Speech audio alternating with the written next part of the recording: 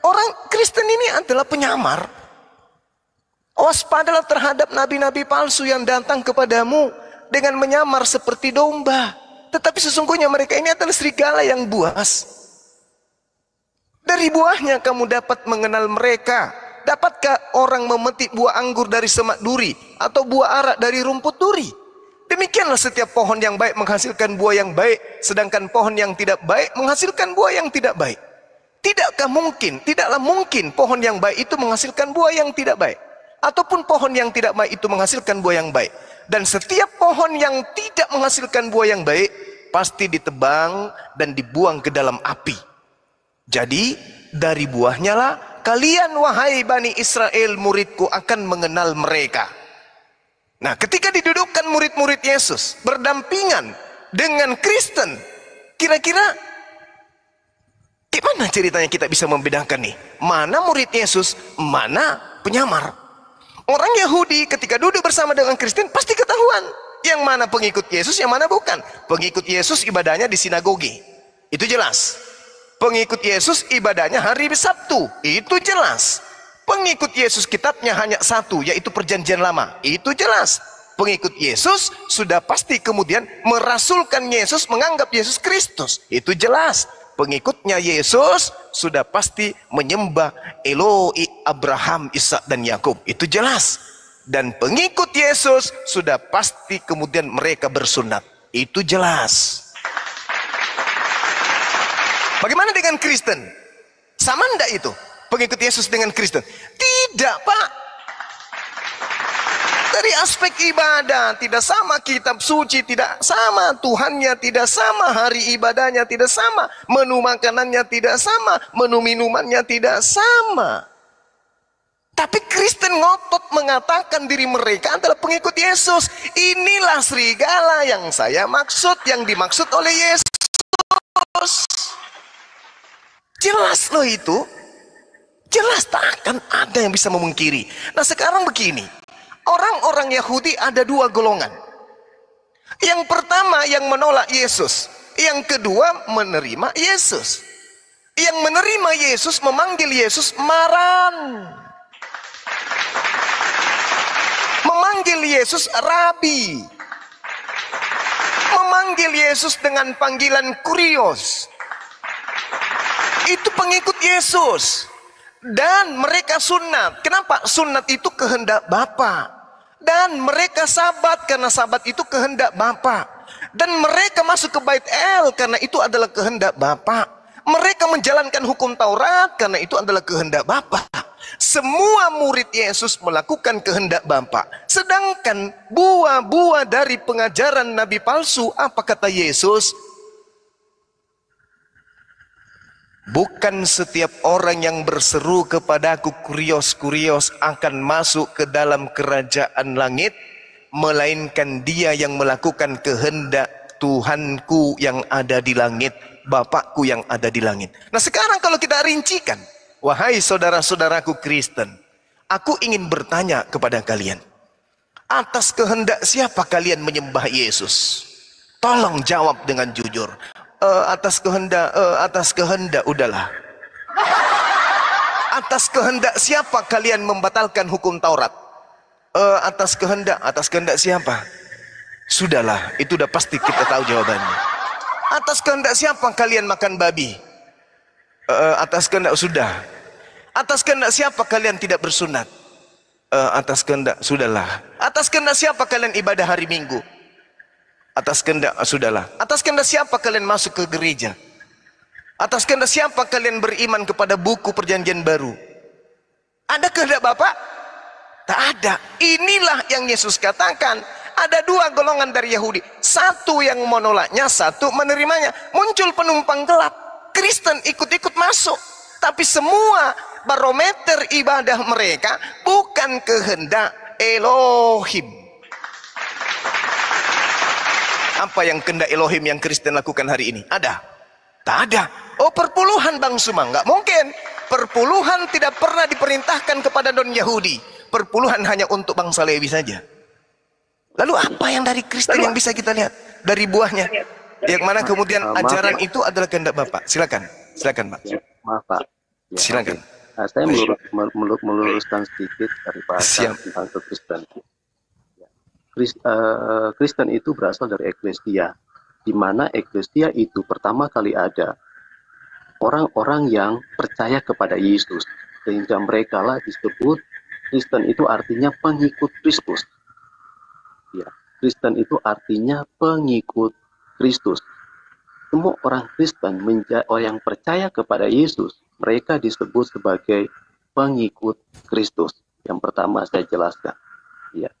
Masalah Injil Matius pasal 7 ayat 21 itu berbicara tentang pengajaran-pengajaran sesat. Itu bukan nubuatan tentang sesuatu yang akan terjadi. Itu adalah pengajaran Yesus pada waktu itu, di mana Yesus berkata bahwa orang yang tidak mengakui Allah Bapa, tidak mengakui Yesus sebagai Tuhan dan Juru Selamat, dan mereka yang tidak sungguh-sungguh di dalam Tuhan, sekalipun mereka bisa melakukan mujizat, mereka suka berdoa, mereka berseru-seru kepada Tuhan, mereka tidak akan mendapatkan bagian. Karena Yesus itu adalah satu-satunya jalan kepada keselamatan. Bahkan Yesus memberikan perumpamaan-perumpamaannya dalam hal tentang 5 gadis yang bodoh, 5 gadis yang bijaksana. Di mana dikatakan di sana bahwa 5 gadis yang bijaksana itu mereka mempersiapkan diri untuk masuk surga itu semaksimal mungkin. Yang 5 membawa pelita, yang 5 gadis yang bodoh itu membawa pelita tetapi tidak menyiapkan minyak. Ketika sang mempelai itu datang, firman Tuhan berkata bahwa ke-5 gadis yang bijaksana ini perumpamaan yang langsung diberikan oleh Yesus. Yang bijaksana, mereka disambut karena minyak mereka tersedia dan pelita mereka masih menyala. Sementara 5 gadis yang bodoh, itu pelita mereka sudah menyala, tetapi kekurangan minyak. Tetapi untuk menanti ketika pintu surga itu akan dibuka, ternyata mereka harus lebih lagi mempersiapkan minyak tersebut. Dan ketika mereka pergi mencari, pintu kerajaan surga sudah tertutup dan ke-5 gadis bijaksana ini masuk bersama-sama dengan Allah Bapa ke dalam kerajaan surga. Apa makna daripada sebuah perumpamaan yang diberikan oleh Yesus? Artinya, setiap orang Kristen, orang percaya yang tidak hidup sungguh-sungguh dipimpin oleh Roh Kudus, yang adalah pribadi Yesus itu sendiri, yang mereka masih hidup di dalam dosa, mereka masih hidup di dalam perzinahan, mereka hidup tidak sesuai dengan kebenaran firman Tuhan, mereka tidak punya bagian di dalam kerajaan surga. Sekalipun Yohanes 3:16 berkata, karena begitu besar kasih Allah akan dunia ini, sehingga ia telah mengaruniakan anaknya yang tunggal, yaitu Yesus Kristus sebagai Tuhan dan Juru Selamat bagi semua umat manusia. Kalau Bapak sebutkan tadi bahwa khusus buat orang Yahudi, salah. Karena orang Yahudi itu adalah bangsa yang hanya dipilih. Tetapi kedatangan Yesus ke dalam dunia itu untuk semua umat manusia. Karena bangsa Israel ini adalah bangsa yang dikatakan dalam kitab Keluaran adalah bangsa yang keras tengkuk, keras kepala. Bahkan mereka menolak. Para nabi-nabi ditolak. Para raja-raja, para hakim-hakim ditolak oleh mereka. Sehingga dinubuatkan oleh kitab Yesaya bahwa akan ada seorang yang akan datang. Yang akan menjadi penyelamat umat manusia. Yaitu Allah itu sendiri yang disebut dengan Yesus. Yang diberitahukan kepada Maria. Dikatakan bahwa siapapun, siapa saja yang percaya kepadanya, yang mengakui dia sebagai Tuhan dan Juru Selamat, maka dialah yang akan memperoleh kerajaan surga. Tetapi kata percaya di sana itu bukan hanya sebatas percaya, menerima anugerah keselamatan yang diberikan secara cuma-cuma itu, tetapi mereka harus memperjuangkan. Apa yang harus mereka perjuangkan? Yaitu mereka harus hidup kudus. Mereka harus hidup taat, melakukan dari kitab Kejadian sampai kitab Wahyu, harus dilakukan semua. Kristen tidak menganut hanya kitab Perjanjian Baru atau kitab Perjanjian Lama saja. Kristen itu semua dari kitab Kejadian sampai kitab Wahyu adalah firman Allah yang dimana Yesus berkata, tidak boleh ada seorang pun yang menguranginya atau yang menambahkan satu titik koma aja di dalam firman itu, tidak boleh ditambahkan.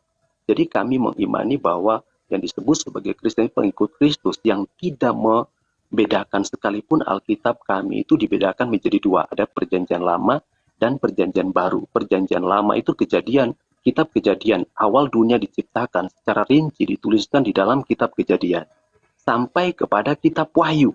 Kitab Wahyu itu menuliskan bagaimana tentang akhir zaman, yang seperti Bapak sampaikan tadi, bahwa yang diilhamkan oleh Yesus sendiri kepada Yohanes ketika dia ada di Pulau Patmos. Seperti itu. Jadi tentang kejadian bumi, awal dari dunia ini sampai pada akhirnya, semuanya tertulis di dalam Alkitab. Bahkan saya bisa katakan bahwa 99% sangat terinci, sangat terperinci sekali. Bahkan sesuatu yang belum terjadi, semua sudah dituliskan di dalam Alkitab. Jadi Kristen tidak hanya menganut tentang Injil atau kita perjanjian baru atau kita perjanjian lama saja. Dan Kristen, awal mula Kristen itu adalah ketika Yesus itu dia datang ke muka bumi dan dia bangkit pada hari yang ketiga. Hari Jumat dia mati di atas kayu salib. Hari Minggu, pagi-pagi benar, dikatakan dia telah bangkit dari antara orang mati. Dan sejak saat itu dikatakan bahwa para rasul-rasul, para pengikut-pengikut Yesus yang mengikut Yesus, mereka mulai mengadakan persekutuan, ibadah di dalam rumah ke rumah. Di sinagog-sinagog mereka membaca kitab-kitab suci. Kitab-kitab suci yang dibaca oleh orang-orang Yahudi pada waktu itu adalah kitab Kejadian, kitab Keluaran, Imamat, Bilangan, Ulangan. Karena itu histori sejarah mereka yang bagi orang Yahudi itu harus mereka tahu, harus mereka hafal. Dan sejak saat itulah Kristen itu ada, yang disebut sebagai pengikut Kristus. Seperti itu Pak, kira-kira sejarahnya. Sehingga kami disebut Kristen atau pengikut Kristus. Ya. Baik. Yang pertama, Kristen adalah pengikut Kristus. Pengikut Mesias. Kristus adalah manusia yang diurapin, bukan Tuhan. Kalau berbicara mengenai Kristus, berarti sumbernya adalah Ibrani, Mesias. Kalau berbicara mengenai Mesias, berarti cakupannya harus Yahudi. Karena orang Roma, orang Romawi, orang Belanda, orang Indonesia, tak ada itu Kristus. Tak ada. Kristus itu berasal dari saduran bahasa Ibrani yang diartikan dalam bentuk Yunani. Mesias, manusia, bukan Tuhan. Mesias ini mau direbus, mau digoreng, mau dibakar, mau dipanggang, tak akan pernah berubah menjadi Tuhan. Karena Bani Israel itu banyak Mesiasnya. Saul Mesias, Kores Mesias, Daud Mesias, Harun Mesias. Mereka bukan Tuhan. Nanti di Kristen, pengajaran nabi-nabi palsu kan tadi udah dikatakan. Dari buahnya kalian akan melihat dia. Bermujizat, bernubuat, mengusir setan, memanggil aku Tuhan. Kan itu buahnya. Bapak, saudara saya sedang mempraktekkan buah-buah pengajaran nabi palsu tersebut. Kristen pengikut Kristus. Mari kita buktikan. Benarkah Kristen ini pengikut Yesus? Kalau pengikut Kristus Paulus mungkin. Karena Paulus dalam 1 Korintus 11 nomor 1 juga mengaku sebagai Kristus. Cuman lembaga kitab Indonesia membelokkan terjemahan yang sebenarnya. Jadilah teladanku sebab aku ini juga adalah Kristus. Itu kata Paulus. Kalau kita merujuk ke original teks. Jadi Paulus juga ini adalah Kristus. Bahkan di dalam kitabnya dia, 1 Korintus 4 nomor 15, dia mengaku, akulah juga Bapa di dalam Yesus Kristus. Paulus bukan hanya mengaku Kristus, Paulus juga mengaku Bapa. Itu dicatat itu Pak, dicatat. Nah sekarang, kalau Kristus... Boleh saya tanggapi? Sabar. Habis ini Pak. Sebentar, dicatat aja Bapak poinnya. Panjang, sebentar Pak. Dicatat aja poinnya, nanti Bapak tanggapi. Kristen pengikut Kristus. Yesus mengatakan, aku mengenal pengikutku. Pengikutku mengenal aku. Mereka mendengarkan aku dan mengikuti aku. Yohanes 10 nomor 27. Siapa yang diikuti oleh Kristen menyembah Yesus? Siapa yang diikuti Kristen makan babi? Siapa yang diikuti Kristen tidak bersunat? Ibadah hari Minggu. Siapa yang diikuti itu semua? Yesus? Bukan. Aku mengenal mengenal pengikutku, pengikutku mengenal aku, mereka mendengarkan aku dan mengikuti aku. Satu. Yang kedua, Yohanes 14 nomor 31. Agar supaya dunia tahu bahwa aku Yesus mengasihi Bapa dan bahwa aku Yesus melakukan segala sesuatu seperti yang diperintahkan Bapa kepadaku. Yesus mengatakan, dunia harus tahu bahwa aku Yesus melakukan segala sesuatu seperti yang diperintahkan Bapa kepadaku, Tuhan kepadaku. Jadi apa yang diperintahkan Bapa kepadaku, itu yang aku lakukan. Adakah Bapa memerintahkan kepadaku untuk mengajarkan orang bahwa akulah Tuhan, sembah aku? Tidak. Sedangkan 1 Yohanes 2 nomor 6, barang siapa mengatakan bahwa ia ada di dalam Yesus, dia wajib hidup sama seperti Yesus hidup. Saya ulang, 1 Yohanes 2 nomor 6, barang siapa yang mengatakan bahwa ia ada di dalam Yesus, maka dia wajib hukumnya hidup sama seperti Yesus hidup. Apeilo, apeilo itu adalah sesuatu yang harus diadakan, tidak boleh tidak, wajib hukumnya. Kalau ada orang yang mengaku dia pengikut Yesus, maka dia wajib hidup sama seperti Yesus hidup. Bagaimana Yesus hidup? Yohanes 14 nomor 31. Tetapi dunia harus tahu bahwa aku mengasihi Bapa dan bahwa aku melakukan segala sesuatu seperti yang diperintahkan Bapa kepadaku. Yesus adalah praktisi Taurat. Yang mengaku dirinya pengikut Yesus harus menjadi pengikut Taurat dan tidak boleh menjadi Kristen. Itu yang pertama. Yang kedua, Bapa mengatakan Yesus untuk semua manusia. Waduh, ribet ini. Karena Yesus tidak pernah mengatakan itu. Yesus mengatakan, Matius 15 nomor 24, aku diutus hanya kepada domba-domba yang sesat dari umat Israel. Dan tidak ada kekuatan di atas muka bumi ini yang bisa membatalkan ini, kecuali penyamar-penyamar yang mematahkan itu. Aku diutus hanya kepada domba yang sesat dari umat Israel. Matius 10 nomor 5 nomor 6. Yesus berpesan kepada ke-12 muridnya agar jangan ke bangsa lain, melainkan pergilah kepada domba-domba yang sesat dari umat Israel saja. Nah, kesimpulan saya pada sesi ini adalah 2 poin ini itu adalah pengajaran nabi palsu yang sedang saudara kita sampaikan barusan. Ingat sekali lagi Pak, andai saja saya diizinkan bertanya, saya ada satu pertanyaan yang mohon dijawab dengan jujur. Di sini Yesus mengatakan, bukan setiap orang yang berseru kepadaku Tuhan akan masuk ke dalam kerajaan langit, melainkan dia yang melakukan kehendak Tuhanku yang ada di langit. Melainkan mereka yang melakukan kehendak Bapakku yang ada di langit. Saya ingin bertanya dong, satu pertanyaan sederhana. Atas kehendak siapa Kristen ini menyembah anak Maria? Silakan kalau boleh dijawab. Ya, terima kasih. Yang dimaksudkan oleh ayat itu bahwa barang siapa yang melakukan kehendak, mereka ingin masuk surga adalah mereka yang harus melakukan kehendak Bapakku. Iman kita itu adalah Bapa itu adalah Yesus. Yesus itu adalah Roh Kudus seperti yang saya sudah jelaskan tadi. Bahwa kami beriman bahwa kalau tadi Bapak berkata bahwa Kristen itu bukan pengikut Kristus, saya rasa bahwa Bapak salah dalam mengerti Alkitab kami. Kristen itu justru hadir karena Kristus. Kristen itu artinya pengikut Kristus. Ya, Kristen itu artinya pengikut Kristus. Kristen ada karena mengikuti Yesus. Sehingga ibadah kami tidak mengikuti ibadah bagi bangsa Yahudi yang disebut sebagai hari Sabat, jatuh pada hari Sabtu. Tetapi kami mengikuti hari kebangkitan Yesus dari antara orang mati, yaitu hari Minggu, yang disebut sebagai Paskah di dalam kalender kita. Jadi kami disebut Kristen seperti itu. Bisa Bapak perjelas pertanyaan Bapak tadi? Iya, pertanyaan saya Pak, atas kehendak siapa? Atas kehendak siapa Kristen menyembah Yesus? Bapak menjawab, Yesus itu adalah Bapa, Bapa itu adalah Roh Kudus.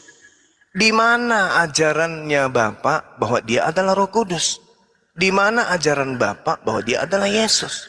Ini kan yang Bapa sampaikan justru adalah buah dari nabi palsu, memanggil Yesus Tuhan. Tuhan, Tuhan. Nah, sekarang pertanyaannya, supaya Bapak terbebas dari buah pengajaran nabi palsu, tolong tunjukkan di mana tertulis Bapak berkehendak agar orang-orang menyembah anak Maria. Sedangkan Maria sendiri tidak pernah menyembah anaknya. Lalu kemudian Bapak mengatakan Kristen adalah pengikut Yesus. Gini Pak, saya juga bisa mengatakan saya adalah pengikut Jokowi. Boleh. Apalagi kalau Jokowi sudah meninggal. 2000 tahun Jokowi meninggal, hari ini saya ngaku saya pengikut Jokowi, boleh. Tapi saya akan ditertawakan orang Pak. Kalau saya mengaku pengikut Jokowi, Jokowi itu setiap harinya melakukan satu kegiatan-kegiatan yang justru saya tidak lakukan, bahkan bertentangan. Yang saya lakukan hari ini, saya akan ditertawakan orang. Loh, Jokowi kan kayak gini, kok malah kamu begitu? Katanya pengikut. Tapi kok tidak sama? Yang dikatakan pengikut, Pak, itu makmum. Misalnya nih, saya makmum, di depan saya ada imam. Saya ikut kepada dia, pimpinan saya. Ketika pimpinan saya mengatakan, angkat tangan kanan, serak. Saya angkat tangan kanan, Pak, ke atas. Tapi Bapak, yang Anda angkat itu bukan tangan, tapi kaki. Kaki kiri lagi.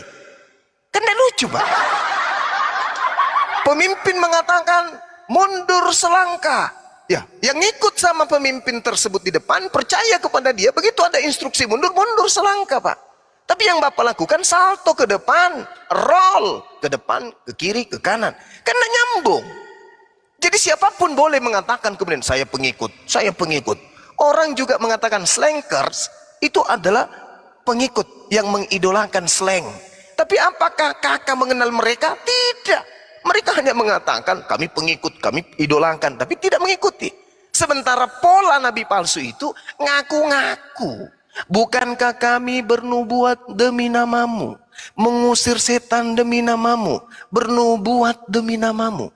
Ini level tertinggi Pak, hanya dengan mengatakan dalam nama Yesus kukutuk Pak Bom jadi batu tawas.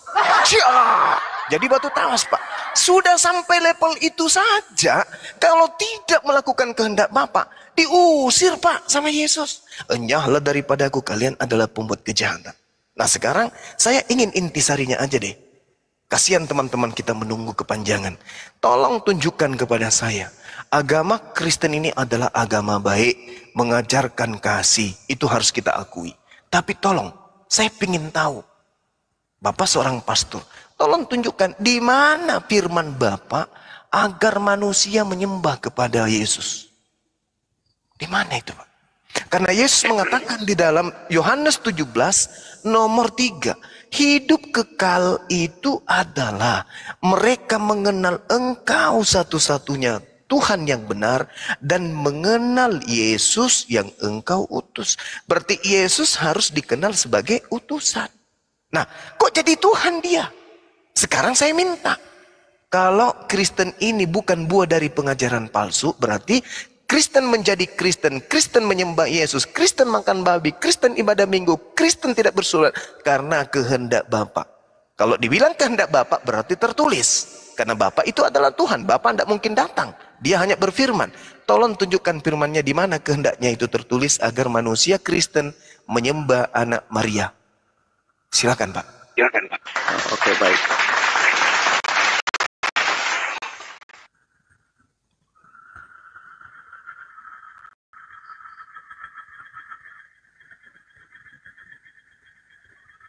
Pak Maris.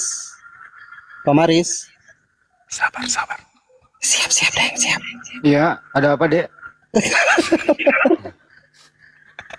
Ya, halo. Iya, silakan Bang. Ya. Bapak bisa lihat di dalam Injil Yohanes 14 ayat 21. Sebentar.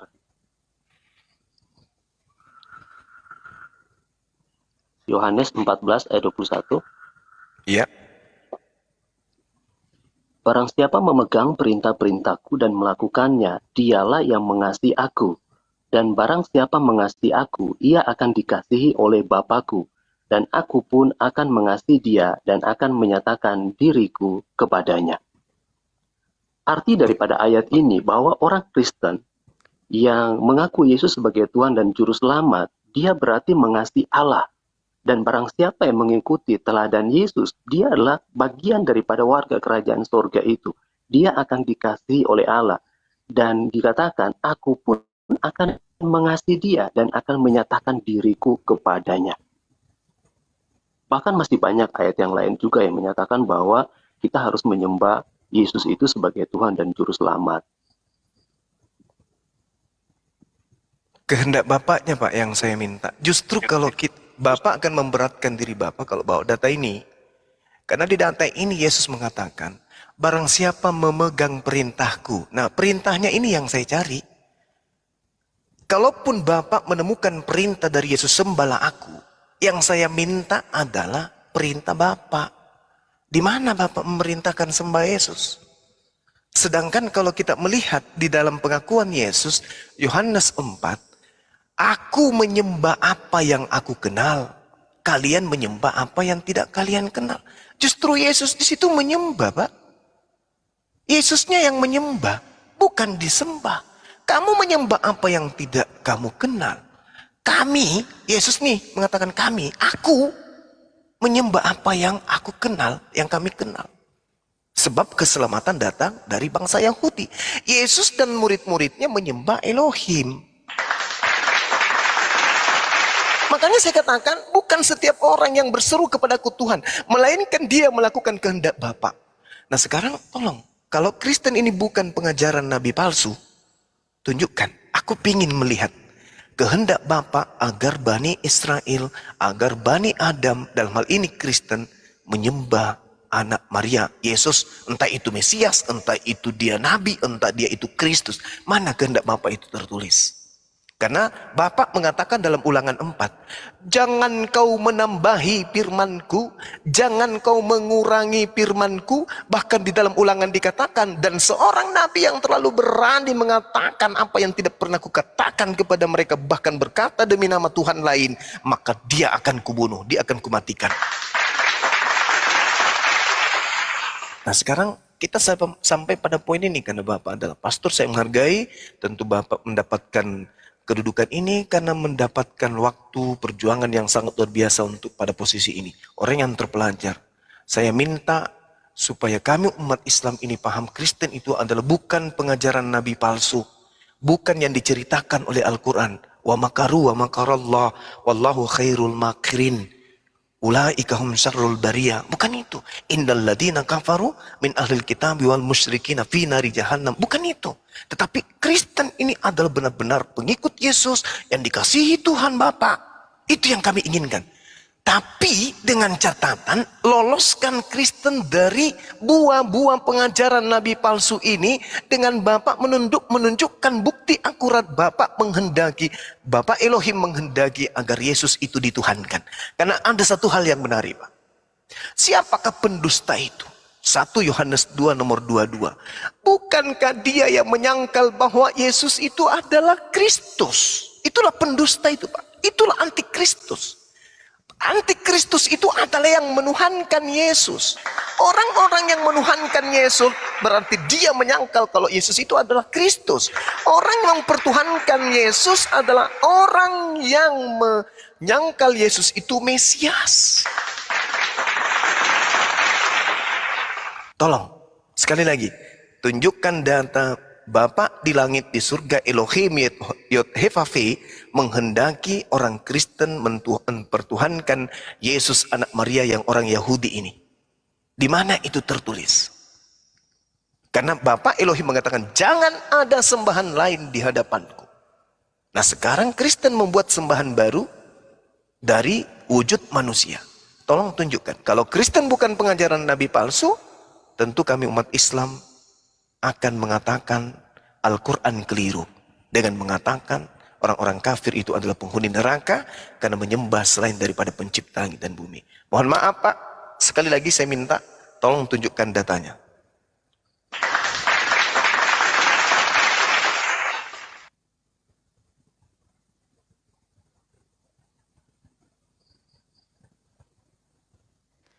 Ambulans, ambulans. Mohon izin, ambulans siap-siap.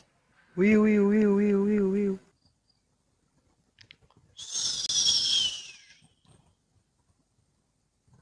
Langsung mas.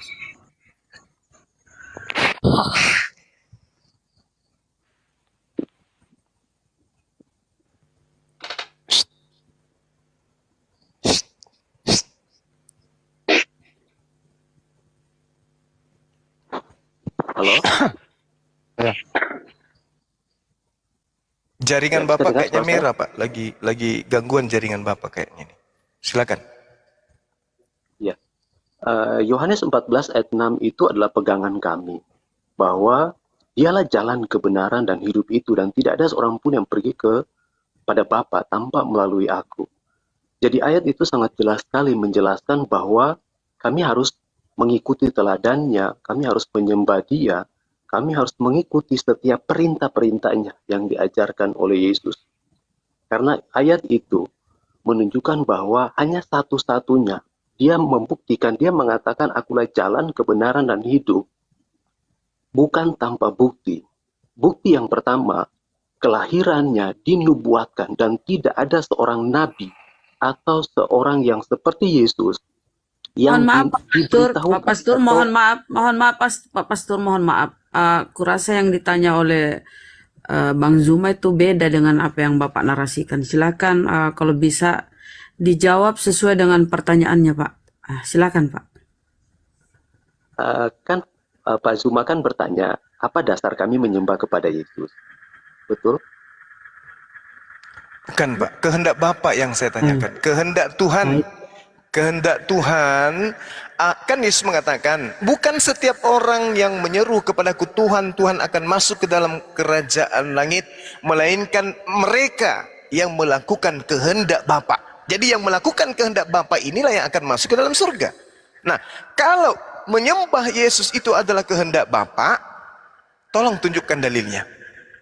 Karena kenapa? Buah dari pengajaran palsu itu bernubuat, mengusir setan, bermujizat, pakai nama Yesus, dan Yesus mengatakan, "Enyahlah daripadaku, kalian semua adalah pembuat kejahatan." Kalau Kristen ini bukan pembuat kejahatan, tentu Kristen melakukan prosesi ibadah penyembahan kepada Yesus berdasarkan dengan kehendak Tuhan Elohim. Tolong tunjukkan di mana tertulis kehendak Elohim agar Kristen menyembah Yesus. Kalau Bapak membawa data kemudian, data yang ada di dalam Yohanes 14 nomor 6, Yesus adalah jalan, kebenaran, dan hidup. Tidak ada yang sampai kepada Bapa kalau tidak melalui Yesus. Maksudnya gini, Yesus ini adalah jalan ke Monas. Tidak ada yang sampai ke Monas kalau tidak melalui jalan Yesus. Mbah Marijan adalah jalan menuju puncak Gunung Bromo. Tidak ada yang sampai kepada puncak Gunung Bromo kalau tidak melalui petunjuk Mbah Marijan. Jalan menuju Monas bukan Monas. Yesus hanya jalan menuju Bapa. Berarti Yesus bukan Bapa itu sendiri. Karena jalan menuju Monas bukanlah Monas. Jalan menuju kantor bukanlah kantor. Jalan menuju sekolah bukanlah sekolah. Jalan menuju pasar bukanlah pasar. Akulah jalan, akulah kebenaran, akulah hidup. Tidak ada yang sampai kepada Bapa tanpa melalui aku. Nah, kalau melalui aku harus mengikuti instruksi pengajaranku. Apa yang aku katakan, apa yang aku ajarkan, ikutin. Karena Yesus mengatakan dalam Yohanes 14 nomor 12, barang siapa yang percaya kepada aku, dia juga akan melakukan pekerjaan-pekerjaan yang aku lakukan. Kalau hanya sekedar jalan, Pak, Yesus itu tak ada sampai kepada Bapa. Matius 21 nomor 31, Yesus mengatakan lebih duluan pemungut cukai dan pesundal masuk ke dalam kerajaan langit. Itu kata Yesus. Karena kenapa? Karena mereka mengikuti jalan yang Yohanes tunjukkan. Lebih duluan daripada pelacur dan kemudian pemungut cukai masuk ke dalam kerajaan surga daripada kalian. Karena mereka mengikuti Yohanes. Berarti Yohanes juga adalah jalan kebenaran hidup menuju kepada Bapa. Nah, ini yang kita minta sekarang ini adalah implementasi dari kerangka kekristenan. Hari pagi bangun tidur, berdoa kepada Yesus. Hari Minggu beribadah menyembah kepada Yesus. Mati dalam keadaan menyembah kepada Yesus. Mana kehendak Elohim supaya Kristen menyembah kepada Yesus? Ada enggak itu? Kalau tidak, berarti nabi palsu yang dimaksud adalah Markus, Matius, Yohanes, dan seterusnya. Wallahu alam bisawaf. Karena di sini Yesus sudah memaku mati, Pak. Waspadalah kepada nabi-nabi palsu yang datang kepadamu, wahai muridku Bani Israel. Buahnya, kamu bisa lihat dari buahnya bahwa dia adalah nabi palsu. Menyebut namaku Tuhan, memanggil namaku Tuhan, bermukjizat, bernubuat, mengusir setan pakai namaku.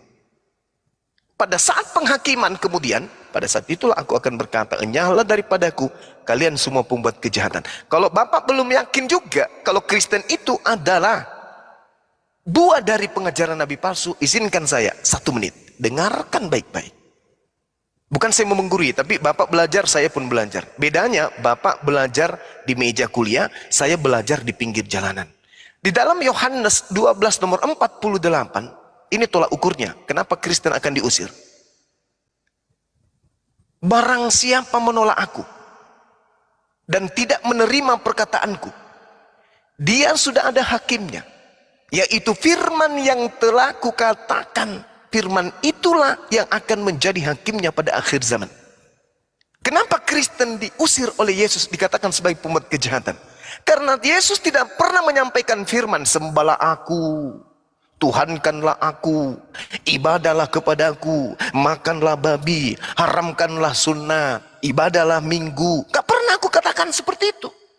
Maka Yesus mengatakan, barang siapa menolak aku, dia tidak menerima perkataanku, dan ia sudah ada hakimnya, yaitu firman yang pernah, yang telah aku katakan, itulah yang akan menjadi hakimnya pada akhir zaman.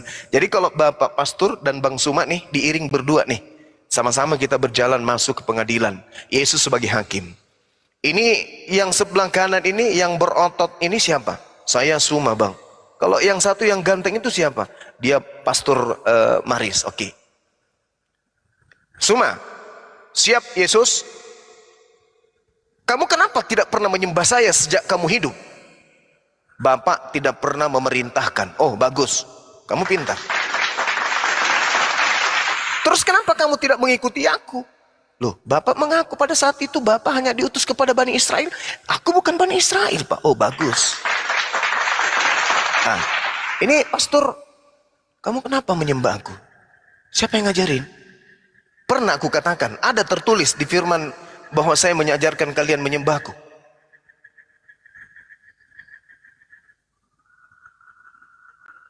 Pastor ngomong apa kira-kira? Ini pasti diucapkan oleh Yesus. Kenapa? Karena dia mengatakan, barang siapa menolak aku dan tidak menerima perkataanku, dia sudah ada hakimnya, yaitu firman yang telah kukatakan, itulah yang akan menjadi hakimnya pada akhir zaman. Firman yang dimaksud di sini adalah apa yang diterangkan dalam Yohanes 14 tahun 24. Apa yang diterangkan dalam Yohanes 17 tahun 8. Apa yang dikatakan dalam Yohanes 12 nomor 49. Firman yang kau dengarkan daripadaku, itu bukan dariku, tapi dari Bapa yang telah mengutus aku. Aku tidak berkata-kata dari diriku sendiri. Apa yang aku katakan adalah apa yang diperintahkan untuk aku katakan, aku sampaikan. Jelas itu. Segala firman yang engkau berikan kepadaku telah aku sampaikan kepada mereka. Dan mereka percaya bahwa engkaulah yang telah mengutus aku. Nah, kalau di Kristen, dan mereka percaya bahwa engkaulah adalah aku sendiri.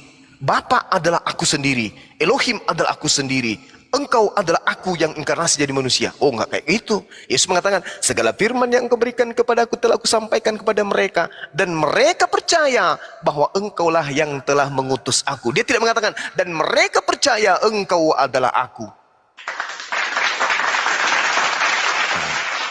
Jadi, mungkin ini penutup dari saya kepada saudara saya Pastor. Ya, kalau memang tidak ada dalilnya bahwa Bapa Elohim menghendaki Kristen menyembah Yesus, ya silakan Bapak renungkan. Silakan Bapak renungkan. Ini hanya sebagai masukan saya aja. Dan saya pun akan merenungkan setiap perkataan-perkataan saudara Pastor dari tadi untuk menjadi edukasi bagi saya pribadi. Demikian. Terima kasih. Terima kasih.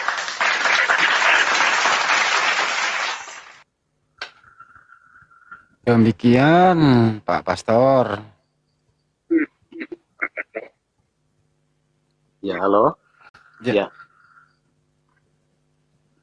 Pak Pastor udah mau ya saya udahan. menanggapi sedikit. Oh, Terima tanggapi kasih dulu. banyak, Bang Suma buat ya. Silakan, Mbak, silakan. Ya, terima kasih buat penjelasannya tadi. Semua ayat yang disebutkan sama Pak Zuma tadi, mungkin yang salah adalah penafsirannya, karena penafsiran kami tidak seperti itu. Saya nggak tahu latar belakang Bapak, pendidikannya di mana, tapi mungkin Bapak boleh konseling sama pendeta yang lain juga.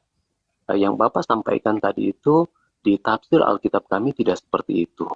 Ya, ini cuma sebatas informasi saja supaya di sini kita forum terbuka, bahkan banyak yang mendengarkan di bawah kita, bahwa tafsir kami di dalam Alkitab kami yang disebutkan dengan nabi-nabi palsu itu bukan ke-12 murid Yesus, bukan Rasul Paulus, tetapi orang yang datang di akhir zaman nanti yang mengatasnamakan Tuhan. Bahkan mereka bisa melakukan mujizat, mereka bisa melakukan menyembuhkan orang sakit, banyak melakukan hal-hal, sehingga kami saat ini berawas-awas karena firman Tuhan berkata di akhir zaman itu akan terjadi. Orang yang mengakui Yesus sebagai Mesias, bangsa akan bangkit melawan bangsa, peperangan akan terjadi, kelaparan di sana sini, kasih akan semakin tawar. Itu dituliskan semua sama firman Tuhan. Sehingga kami segala sesuatu yang sudah terjadi maupun nanti akan datang, Alkitab itu sudah mencatat, dan saya bersyukur bahwa Pak Juma ini sangat hafal sekali Alkitab. Saya berdoa buat Pak Juma supaya tafsir-tafsir Alkitab yang Bapak sampaikan itu terlebih terarah lagi, karena untuk belajar mungkin tafsir Alkitab mungkin Bapak harus mengikuti studi di STT kami supaya lebih paham, karena kami menafsir Alkitab itu bukan mengambil ayat per ayat, tetapi dari per pasal. Bukan hanya per pasal, tetapi dari per kitab itu sendiri. Misalnya kitab Kejadian, kitab Keluaran, dihubungkan. Semua ayat Alkitab itu berhubungkan. Karena kalau kami menafsir hanya satu kata, itu tidak akan pernah ketemu dengan kata yang nanti akan kita temukan di kitab Perjanjian Baru. Karena berbeda latar belakang, berbeda tentang sejarahnya, berbeda tentang konteks di mana ayat itu disampaikan. Tujuan dan maksudnya juga berbeda. Jadi kalau di kami menafsir itu tidak seperti yang Pak Suma sampaikan tadi, mengambil ayat dari kitab ke Perjanjian Lama disambungkan dengan kitab Perjanjian Baru, cuman ambil dari satu ayat, tetapi mengambil keseluruhannya. Kemarin saya sempat ngobrol di forum yang satu lagi di sebelah, bahwa menafsir Alkitab, ilmu hermeneutik yang kami pelajari, itu tidak bisa membuat suatu asumsi. Dan saya lihat tadi yang Bapak buat itu adalah asumsi, cara Bapak sendiri berpikir, bukan berdasarkan sebuah historis sejarah. Karena dalam sejarah Alkitab kami, bukan seperti itu. Sejarahnya tidak seperti itu.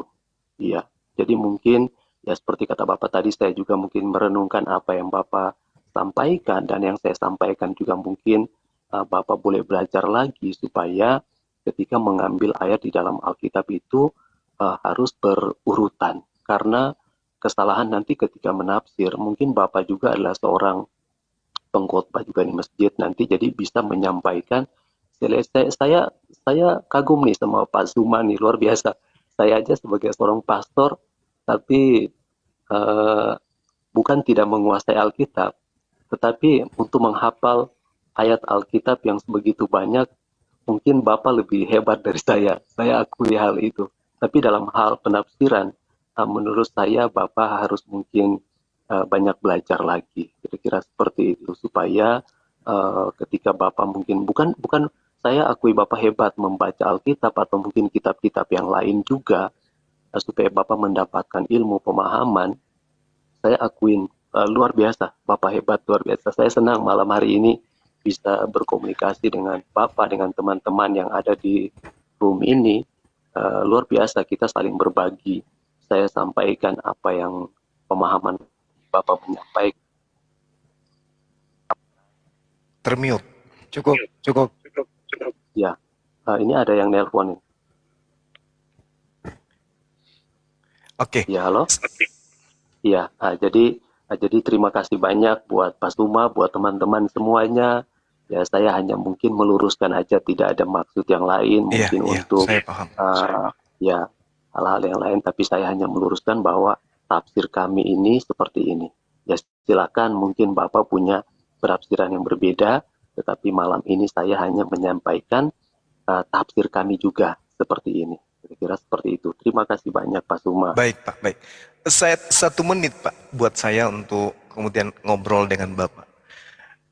Ketika saya kemudian memahami Bible tanpa studi yang resmi kemudian, dan Bapak pastilah ya mendapatkan jabatan sekarang itu sehingga menjadi seorang pastor.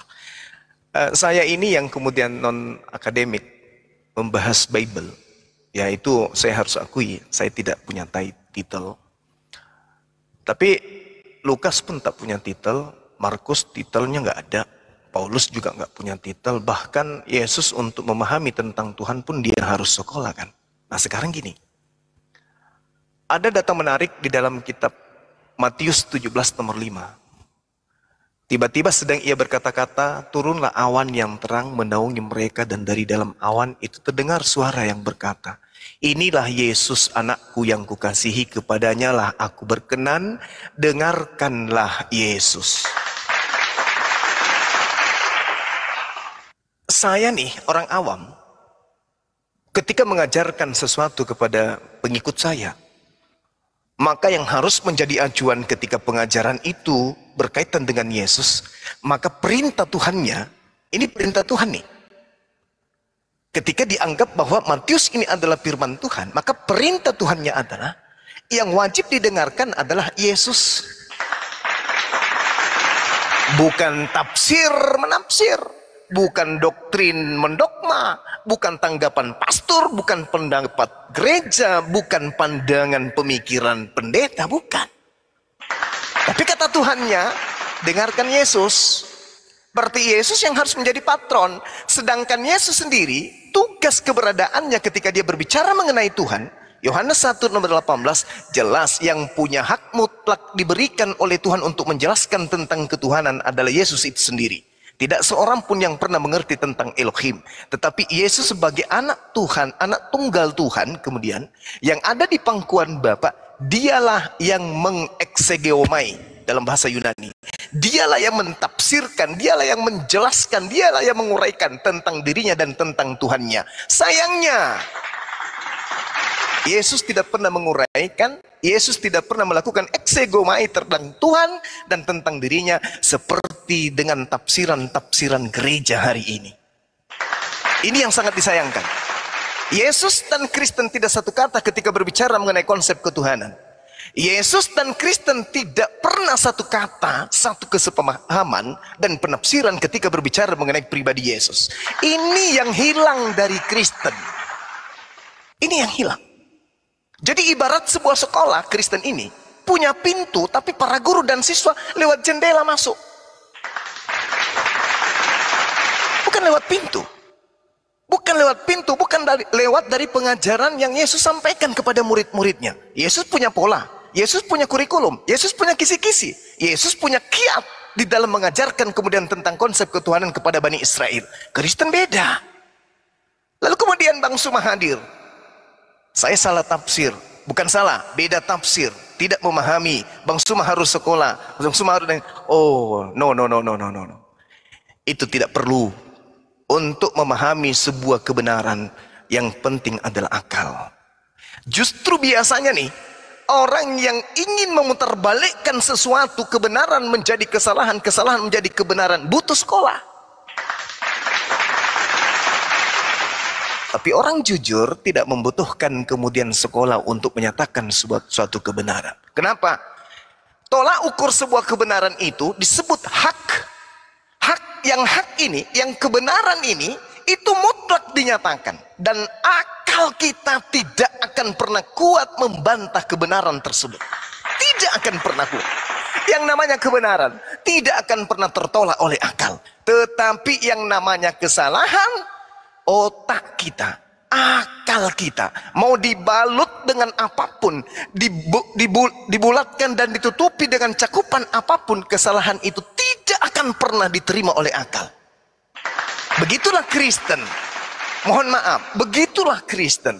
Seindah apapun pastor berbicara, seindah apapun uraian kalimat kata yang disampaikan, secantik apapun nadanya, kalau kesalahan, tetap saja kesalahan.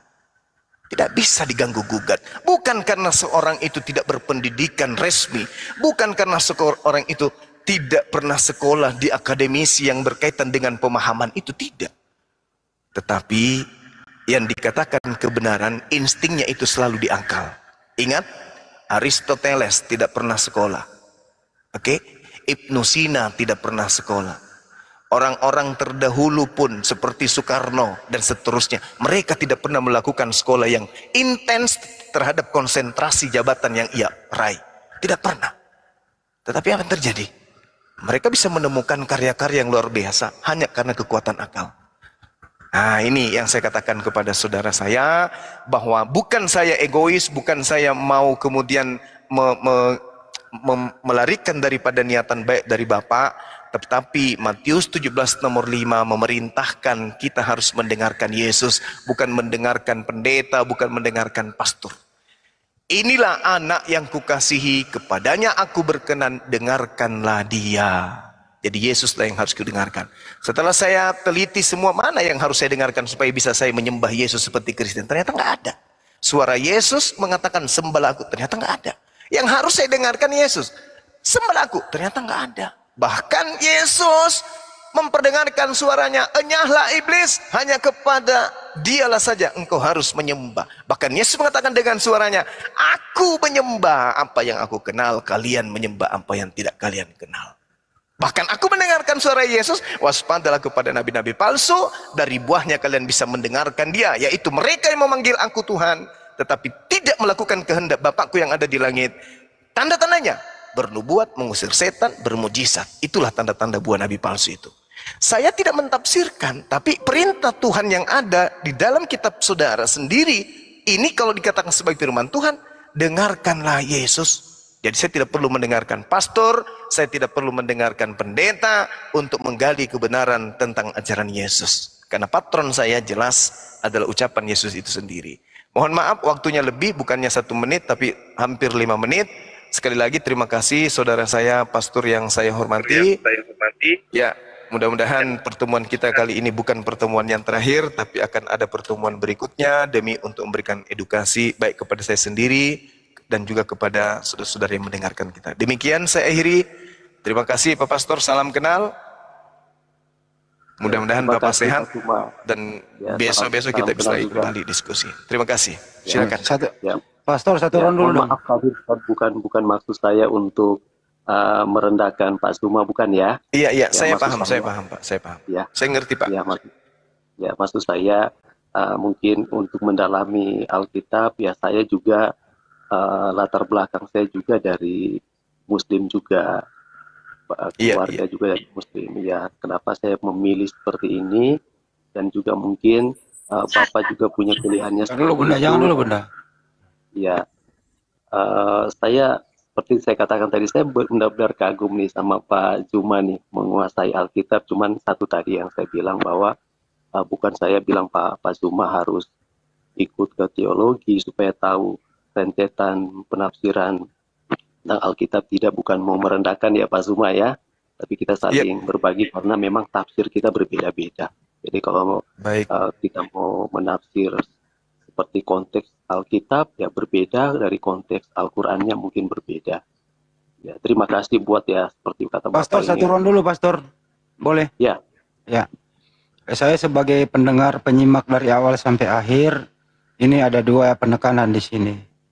Mohon sekiranya next lain kali waktu Pastor memberikan kita nama-nama siapa sih nabi palsu itu. Karena sampai detik ini tidak ada yang bisa menyebutkan secara transparan siapa sih sebenarnya nabi palsu itu. Nama-namanya siapa, orang mana dia, itu satu.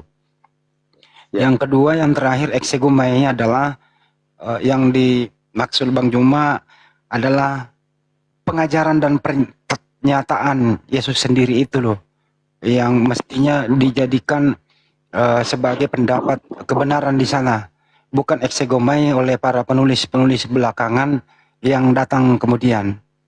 Mudah-mudahan pastor bisa memberikan jawaban next atau sekarang, nabi palsu itu siapa? Sebenarnya Anda percaya kepada eksegomai Yesus atau percaya kepada eksegomai para penulis belakangan datang?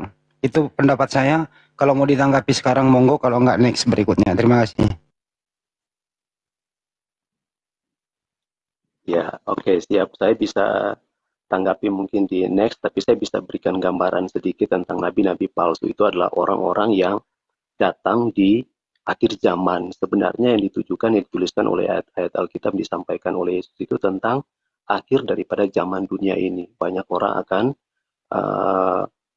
mengakui bahwa dia adalah Yesus, dia adalah Mesias yang bisa menyembuhkan, yang bisa menghidupkan orang mati. Tetapi Yesus berkata bahwa hanya dialah yang dapat melakukan hal itu. Jangan engkau percaya kalau ada di sana.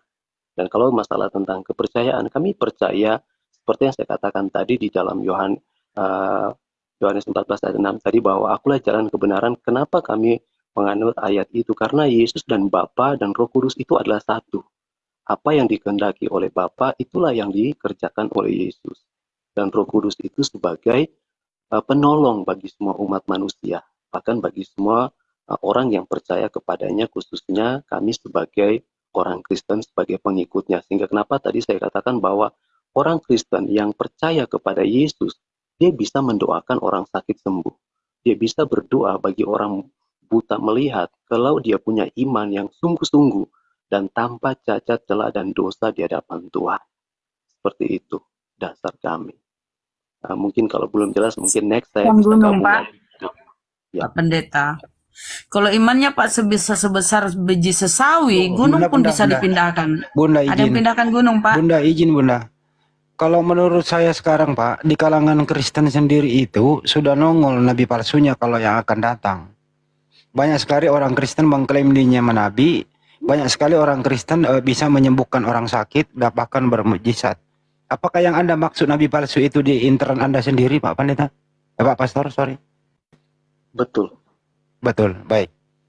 Yang kedua, jadi namanya nggak usah disebut, mereka sudah memproklamirkan dirinya ada di tengah-tengah kita. Bahkan sering tampil mendapatkan banyak manfaat, terutama harta, tahta, dan wanita. Orang-orang seperti ini. Di kalangan Anda sendiri loh ya Pak Pastor. Kedua, Betul. yang terakhir Pak Pastor, sebenarnya eksegomai mana yang Anda percaya? Eksegomai atau penafsiran atau pengajaran Yesus kah? Atau penafsiran pengajaran para penulis setelah Yesus yang nggak ada di muka bumi? Silakan. Tentang Yesus dan juga penafsiran itu sebenarnya ilmu pengetahuan yang mempelajari tentang Yesus. Kami percaya kepada Yesus dan yang ditafsir itu adalah ayat-ayat Alkitabnya untuk menghubungkan satu ayat yang satu ke ayat yang lain, untuk supaya tidak kehilangan apa latar belakang kitab yang kami sampaikan dan apa tujuan dan maksud daripada ayat-ayat tersebut. Sehingga kami harus belajar tentang hermeneutik, homiletika, belajar untuk menafsir dan lain-lain sebagainya. Seperti itu, Pak. Si Pastor. Ya. Kalau mau istirahat silakan, kami bisa lanjut kembali dengan narasumber kami. Nanti Bang Juma akan menunggu diskusi selanjutnya. Pastor masih stay di sini apa meninggalkan tempat? Oke, saya mungkin bisa gabung lagi di room berikutnya kalau masih diberi kesempatan kita saling berbagi. Insya Allah besok malam Pastor kalau bisa, dengan topik yang berbeda, jam yang sama ya. Oke, siap. Oke, siap. Oke, makasih. Terima kasih Pak Suma, terima kasih buat semuanya. Selamat malam, selamat. Kesempatan kepada Bang Juma untuk Bang Juma, tolong dong eksegomai yang sebenarnya itu yang mana yang harus kita percaya? orang belakangan yang nongol atau sumbernya yang memberikan informasi itu? Silakan. Ya, kalau berbicara mengenai hal ini kan, Yesus itu kan datang di tengah-tengah Bani Israel. Yesus 3 tahun menjelaskan siapa Tuhan dan siapa dirinya. Dan tidak pernah kemudian ditemukan ada pengajaran Yesus yang keluar daripada apa yang diperintahkan. Begitu juga di Al-Quran. Nabi Isa alaihissalam mengatakan perkataan-perkataan yang benar. Atiullah, dan taatlah kepada Allah, wa atiun, dan taat juga kepada saya. Itu yang dikatakan kemudian. Fattakullah wa atiun. Takaulah kepada Allah dan taatlah kepada aku. Makanya Yesus mengatakan, mengenal muridnya, murid yang melakukan apa yang dikehendaki kemudian oleh Yesus. Nah, artinya ketika Yesus menjelaskan tentang Tuhan, penjelasan Yesus itu tidak akan sampai kepada apa yang dipahami saudara-saudara kita Kristen hari ini. Ketika Yesus menjelaskan tentang dirinya, hal itu pun tidak akan pernah sampai kepada pemahaman saudara Kristen hari ini. Karena kalau kita mencari tentang pengajaran Yesus tentang Elohim, Yesus tidak pernah sampai kepada final yang mana hari ini menjadi buah pengajaran saudara kita Kristen. Yesus sehebat-hebatnya dia di mata Bani Israel, Yesus tidak pernah mengajarkan bahwa Elohim yang kalian sembah itu adalah aku yang lahir menjadi manusia. Itu Yesus tidak pernah mengajarkan itu. Kecuali pada saat dia mengatakan bahwa dia adalah anak Elohim, dia adalah anak Allah, yang kemudian ingin dilempari batu. Tapi Yesus klarifikasi, bukankah di dalam kitabmu, di dalam kitab Taurat Musa, siapapun yang diserahi tugas untuk menyampaikan firman, maka dia adalah Allah. Berarti Yesus hanya penyampai firman. Maka dia disebut sebagai Allah. Atau disebut sebagai Elohim. Nah, kemudian menjelaskan tentang dirinya. Yesus tidak pernah sampai kepada level apa yang diimani saudara Kristen hari ini. Seperti Kolose 2 nomor 9, Filipi 2 nomor 6, nomor 7, 8, Roma 14 nomor 9. Yesus tidak pernah sampai pada pengajaran itu. Yesus hanya mengatakan, ada kesaksianku yang lebih penting dari kesaksian Yohanes. Bahwa semua pekerjaan yang aku lakukan, pekerjaan itu yang aku lakukan, semua pekerjaan diperintahkan oleh Bapa, pekerjaan itu yang aku lakukan sekarang, dan pekerjaan itu yang bersaksi tentang aku bahwa Bapa yang telah mengutus aku.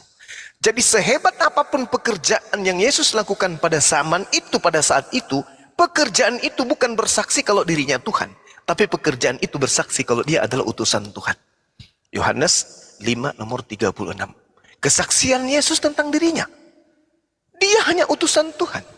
Jadi kalau ada yang melebih-lebihkan itu, ya itulah yang saya katakan buah pengajaran nabi palsu. Karena ending dari pengajaran Yesus tidak sampai pada level itu. Saya kira begitu Bang Handi. Ya, yang kedua, pertanyaan sama ya, pendeta biar adil kepada pastor. Sebenarnya pastor tadi udah mengakui nabi palsu itu ada di intern mereka sendiri. Apa Anda setuju Bang Juma? Nabi palsu, iya betul, sampai hari ini pemimpi itu masih ada di tengah-tengah mereka. Pengajar-pengajar palsu itu masih ada. Kenapa saya katakan nabi palsu itu masih ada? Tanya kepada saudara-saudara kita tuh, apakah kitab yang direvisi itu masih firman Tuhan menurut kalian? Yes, berarti orang-orang yang duduk di lembaga kitab Indonesia itu adalah nabi. Nanti direvisi lagi tuh. Ditanya lagi, kitab yang Anda revisi sekarang ini masih firman Tuhan? Ya, berarti yang merevisinya itu nabi lagi dia. Karena kenapa? Dia menciptakan pola baru dari pola lama. Nah, kalau bahasa Makassarnya itu namanya keblampet.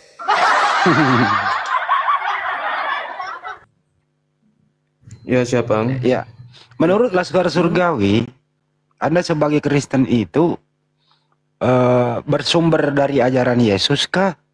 Atau perlu pendapat pendapat lain yang membumbui sehingga Anda menjadi Kristen? Atau begini, apakah Anda menjadi Kristen karena pengajaran Yesus? Itu, silakan. Oke, terima kasih waktunya. Kalau untuk itu saya mengikuti apa yang diajarkan oleh Yesus. Dan semuanya patronnya tetap Yesus. Baik dari nabi-nabi, tetap patron kepada Yesus. Karena semua nabi-nabi atau semua rasul-rasul yang menulis kitab-kitab itu bersumber pada satu oknum yang sama, yaitu Yesus Kristus. Jadi kesimpulannya Anda menjadi Kristen karena Anda mengikuti ajaran Yesus gitu? Ya, karena Kristen pada intinya kan pengikut Kristus.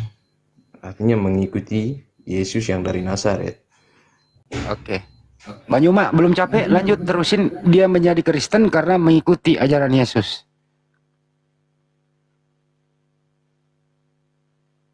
Banyuma makan kali ya? Banyuma masih siap? Terusin masih dong. termute Terusin ternyata, dong. ya. Ya. Ya, jadi kalau saudara Laskar ini mengaku mengikuti Yesus, begini, yang disebut pengikut itu berdasarkan Yohanes 10 nomor 27, aku mengenal pengikutku. Itu kata Yesus tuh. Mereka mendengarkan aku dan mengikuti aku. Ini kalau kita telaah pernyataan ini dengan akal, ada dua unsur syarat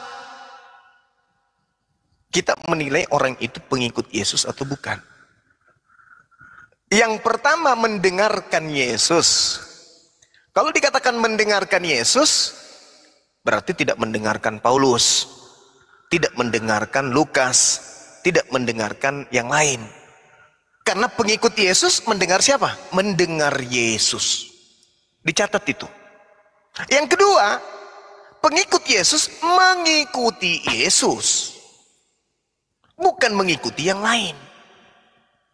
Nah, sekarang coba takar diri saudara. Takar. Siapa yang Anda ikuti sampai Anda menyembah Yesus? Siapa yang Anda ikuti sampai Anda kemudian, siapa yang Anda dengarkan sampai Anda kemudian menyembah Yesus? Kalau Anda pengikut, maka Yesuslah yang harus menjadi patron. Yesuslah yang harus menjadi rujukan. Oh, saya mendengarkan Yesus sampai saya menyembahnya. Yesus bersuara di dalam kitab Bom-Bom bab sekian nomor sekian. Mana dalilnya? Oh, saya mengikuti Yesus karena pada hari Sabat Yesus masuk ke dalam rumah ibadah gereja, kemudian di situ dia bernyanyi menyembah-nyembah kepada dirinya. Mana dalilnya? Kan tidak ada. Berarti pola dua ini tidak terdapat di dalam diri Kristen.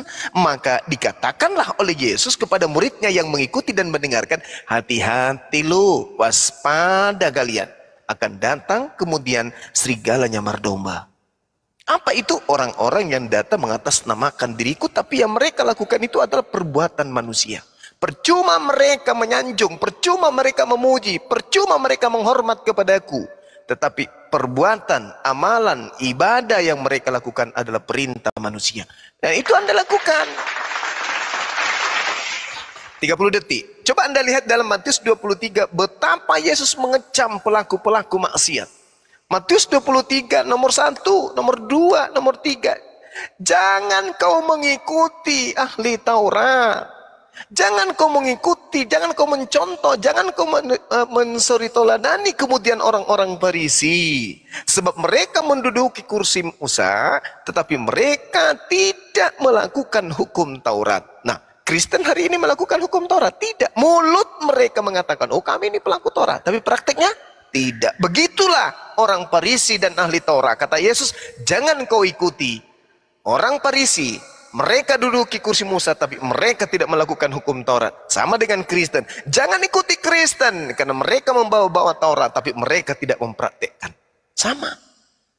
Jadi kalau cuma mengaku pengikut, ya silakan aja. Seperti itu, Bang Handi. Saya tanya Bang Juma. Ini saya senang sekali nih berjumpa dengan Bang Juma di sini. Ya, Saya mau sabar bertanya dulu. tentang Islam. sabar dulu Bang. Ini tadi kan saya dengar Bang Juma berbicara mengenai mengikuti Yesus ya. Siap. Berarti menuduh kami bukan mengikuti Yesus ya. Betul. Oke, siap. 100%, Oke. 100. Ya. Oke. Kalau dalam silsilah Yesus, Bang Juma tadi bilang bahwa kami kekristenan tidak mengikuti Yesus. Oke, bagaimana Bang Juma sekarang mengikuti Yesus? Saya bukan pengikut Yesus, Bang. Tadi kan Bapak Juma bilang ke kami Kristen bahwa kalian Kristen itu tidak tidak mengikuti Yesus. Oke. Memang bukan. Berarti Bang Juma mengikuti Yesus bukan? Bukan juga. Berarti ateis ya? Saya pengikut Rasulullah Muhammad sallallahu alaihi wasallam. Saya muslim. Saya mau tanya tentang Rasulullah Anda itu. Makanya saya muslim. begini. Komal-komal Islam saya masuk semua, tetapi di tendang-tendang di mute ya. Ya makanya ikuti aturan Bang kalau ngomong di tendang. Iya, oke, dengar Anda ini dulu. tiba-tiba masuk langsung. Anda tiba-tiba masuk langsung brutal, nggak izin dulu. Iya, bukan brutal. Kan saya Nah, itu dengar. kan Anda nggak dengar kan saya moderatorin. Jadi bagaimana Anda nggak punya adab? Santai dulu, dengerin topik dulu. Ini kan tadi ada Pak Laskar. Tiba-tiba Anda masuk brutal. Ya ditendang lah orang kalau begini caranya. Bukan brutal, tetapi kan saya tadi mendengar, menyimak tentang Ya Anda minimal izin dulu. Yesus Kristus itu. Izin dulu lah sama kita di sini. Izin boleh nggak saya berpendapat? Kan gitu beradab namanya Bang. Iya tadi kan Bang Juma sudah selesai. Tadi kan 30 Ya kan bukan ditujukan kepada Anda tadi ke Laskar Surgawi tadi. Seakan-akan Anda itu lebih pintar daripada Kristen yang ada di sini. Bukan lebih pintar Pak. Tapi saya mau menanggapi. Ya udah sekarang gini masuk ke topik. Kalau Anda pengikut Yesus, silahkan jabarkan di sini apa yang pernah dilakukan Yesus Anda lakukan sampai saat ini. Silakan, saya beri kesempatan. Oke, mengenai saya mengikuti Yesus Kristus pertama. Yesus memberi contoh untuk dibaptis. Oke? Bang Juma dengar baik-baik ini. Ya. Yang kedua, mengasihi sesama manusia. Bukan seperti di Indonesia. Terkadang ada yang keluar dari Islam diburu-buru sampai dilaporan ke polisi-polisi itu enggak ada. Yesus mengajarkan kasih. Oke? Yang ketiga. Iya. Yang ketiga, mengikuti ajaran-ajaran memang Yesus Kristus ya pernah mengajar yang luar biasa itu. Itulah yang kami kekristenan mengimani dia, bahkan menyembah dia sebagai Tuhan Allah itu sendiri. Buktinya ada semua tertulis. Makanya jangan seperti Bang Juma. Saya mengikuti video-video Bang Juma ya. Cukup Dengar udah ada dulu, 4 yang disebut. dulu. Cukup. Kan giliran saya. Iya kan udah disebut 4. Baptis, kasih, ajaran Yesus, menyembah Yesus. Apalagi Pak? Benar. Apalagi? Makanya tadi kan Bang Juma menuduh kami kekristenan bukan mengikuti Yesus tetapi orang-orang Farisi. Baca baik-baik. Ya udah cukup biar Bang Juma lagi bicara. Anda kan udah jawab. Dengar, 4 item. dengar. Ini kan giliran saya. Ini nanti saya bertanya ini. Saya mau bertanya nih. Udah ada 4 item. Diskusi dia turunin. Iya Nggak bisa diskusi dia, kamu gantian. Tolong Fandi, turunin Fandi. Turunin Fandi. Ini roomnya room cut nanti loh. 57.000 orang Fandi, tolong turunin. Udah. Turun. Ini nggak bisa diskusi dia, bikin ribet aja dia. Jadi silakan Bang Juma, Itu dia yang pengikut orang yang mukanya kayak beruk itu loh. Tahu ya, saya itu. Ya, dia pengikut Yesus dengan ada 4 item dia sebut. Dia dibaptis, ajaran kasih, terus dia ikuti semua ajaran Yesus. Yang paling terakhir dia menyembah Yesus. Silakan Bang Juma. Orangnya udah nggak ada Bang Andi. Gak apa-apa diterusin dulu biar ada Laskar Surgawi lagi nih. Oke, baik. Jadi 4 item tadi itu bukan menjadi syarat ya sebagai mengakui orang itu sebagai pengikut Yesus, bukan. Justru 4 item itu dipakai oleh orang-orang penyembah Yesus untuk nyamar sebagai pengikut. Kenapa? Kalau dikatakan Yesus dibaptis, itu karena Yesus hidup di zaman Yohanes Pembaptis. Sedangkan Yesus sendiri tidak pernah membaptis satu manusia pun. Dan baptis yang terjadi pada zaman Yesus itu pentahiran, bukan syarat untuk menuhankan kepada Yesus. Apakah kemudian ketika Yesus setelah dibaptis, Yesus kemudian hari minggunya ke gereja, menyembah Yesus, makan babi, menyambung kembali kulupnya? Kan tidak. Jadi apa yang dijadikan sebagai sandaran tadi saudara Kristen itu hanya sebagai alasan aja untuk bertopeng ria. Faktanya dia penyembah. Yang dikatakan pengikut dengan penyembah itu beda. Sekarang gini, saya mengikuti Pak Prabowo dengan saya menyembah Pak Prabowo. Apakah itu sama? Tidak. Beda. Beda. Tidak bisa. Jadi apa yang didasarkan tadi oleh saudara siapa tadi itu 4 item, itu hanya dipakai sebagai sandaran untuk menggunakan topeng. Bahwa aku pengikut. Padahal sejatinya bukan. Buka baju dia, isinya itu serigala di dalam. Dia menyembah Yesus. Bagaimana ceritanya orang mengaku pengikut sementara dia sembah? Yang namanya pengikut itu mendengarkan apa yang diinstruksikan oleh yang diikuti. Itu baru pengikut. Pengikut setia adalah mereka yang kemudian setia melaksanakan setiap instrumen, instruksi, perintah dari yang diikutin. Itu baru pengikut. Sementara yang kita lihat ini bukan pengikut. Dia ini penyembah, pentuhan. Mendudukkan Yesus di atas panggung lalu mereka sembah. Itu bukan pengikut. Dia ini pola yang benar adalah dia tadi itu adalah pengikut Paulus menyembah Yesus. Itu baru betul. Oke. Karena di item keempat dia sendiri yang mengatakan menyembah Yesus. Gitu ya. Baik. Iya. Laskar Surgawi, tadi sebenarnya jatah Anda loh ini. Langsung disabotase oleh orang yang sok tahu tadi, tidak beradab. Silakan bro. Bro, Laskar, silakan. Oke, Bang. Ya, jadi pertanyaannya apa ini? Pertanyaannya apakah ya tentang pertanyaannya kriteria gini. tentang pengikut Yesus? Ya kalau Anda pengikut Yesus, pertama Yesus itu menyembah kepada Tuhannya. 1. 2, Yesus itu adalah mengikuti seluruh perintah Tuhannya. Gitu ya. Apakah Anda menyembah Tuhan yang sama yang disembah oleh Yesus? Kalau Anda pengikut Yesus, silakan. Oke, terima kasih ya.